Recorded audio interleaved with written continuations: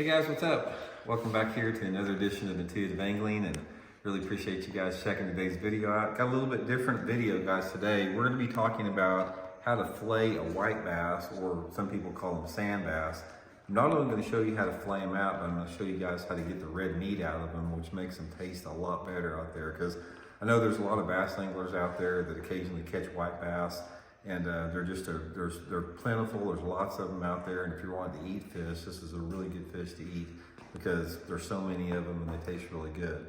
So I'm going to go over through my whole process how I do here, start to finish. So we're going to get into that. Now, the first thing to remember is, and this is very important in my opinion, is when you catch a fish, you can't just treat that fish as an object.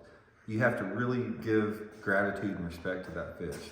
I like to thank them. It's like, thank you very much, fish, for that sacrifice. You know, you're going to be able to nourish our bodies, you know, through us taking you here. And just take some time to give a little thanks to the fish. I think that that's only respectful. That's how the Native Americans did it for, you know, tens of thousands of years. I think that's what we need to do. And also, on top of being respectful to the fish, I think it's really important as far as how you want to kill them. And for me, the best way to do it is I put them on ice. It's like after I, go through a day's fishing, I'll drain my water down. That's where I got a couple inches of water in the live well. And then I'll put ice in them, ices them down, sort of shuts their metabolism down. And I think that's a really humane way to catch them. So anyway, we'll get into this. Now, the first thing I'll tell you guys, what's really gonna help out is you gotta have two different knives. You need an electric knife, and then you need a small fillet knife to get the red meat out. Now, the thing about it is a white bass is extremely bony. They've got a very, very hard rib cage, and if you try to fillet a white bass with just a regular knife, it's pretty hard to do. So an electric knife will go a long way. So the first thing I do, open up the gill here, and I'm gonna cut like a 45-degree angle cut right here, just down to the backbone. Now this cut is important to make here, because if you guys have never cleaned fish before, you're probably gonna go through a few fish making mistakes, but you want to make sure that you stay on top of the backbone. So I've got my first cut here, and then I slowly turn the knife into the fish like this. And at this point, I'm trying to feel for the backbone here. And don't get in a big hurry, just go slow with it. Just sort of feel that backbone. If it's going too easily, that means you're cutting into meat, but if it's going too difficult, you're cutting into rib cage. So the more feel you get on it, you just put pressure down. You're gonna go right along that rib cage. You get faster as you go. See, we got a nice clean cut there. And we got a perfect fillet. See how we've come right along the rib cage here? There's the backbone there. It's like, you know, perfectly along there. Next thing we want to do is we want to take the fillet off the skin. So we come in from this angle here, put some pressure, go all the way down it. And then we got our fillet Daddy, right there. It's going so fast that it looks like it's just staying still when you're cutting. It is. So we'll put this right here. And now at this point, I'll take out the fillet knife here.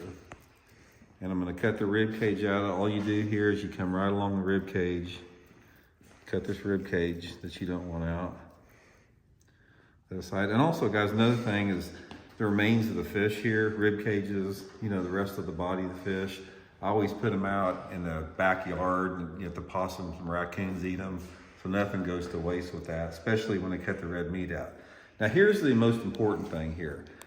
When you turn the white bass over here, you've got a lot of red meat on the back side. Now, a lot of people don't mind this, but this red meat right here is gonna cause a pretty fishy taste, in my opinion. So I like to cut the red meat out. So what I'll do is I just come in here, and I just slowly start trying to cut this red meat off of here.